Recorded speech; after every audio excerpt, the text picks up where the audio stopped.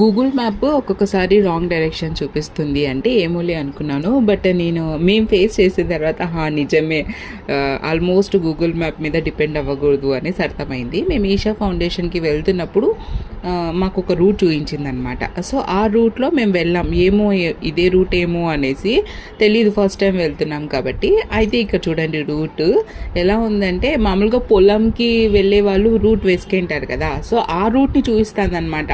అంత రాళ్ళు ఉన్నాయి, కంకర ఉంది, తర్వాత కొండలు అంతా ఉంది, అక్కడ ప్రాపర్గా చెట్లు మధ్యలో ఉన్నాయి, భయం వేస్తుంది పాములు ఉన్నాయేమో అనేసి. సో ఇలాంటి రూట్ అనమాట. ఈషా ఫౌండేషన్కి వెళ్ళడానికి ఇదే రూట్ ఏమో అని మేము అనుకున్నాం. బట్ చాలా బాగుంది ఈషా ఫౌండేషన్కి వెళ్ళడానికి. ఇక్కడ చూస్తున్నారు కదా, ఇలా సద్గురు సన్నిధి అనేసి డైరెక్షన్స్ ఉంటాయి అన్నమాట. సో అంటే మెయిన్ రోడ్ పక్కనే, అదే మేము మిస్ అయినాం అనమాట.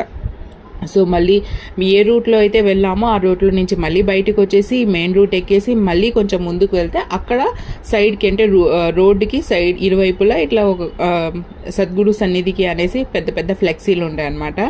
సో దాని ద్వారా వెళ్తే రూట్ చూడండి ఇక్కడ ఎంత మంచిగా ఉందో. ఈ రూట్ని చూపించకుండా ఎక్కడో రాళ్ళు రప్పలు ఉన్న రూట్ చూపించింది గూగుల్ మ్యాప్.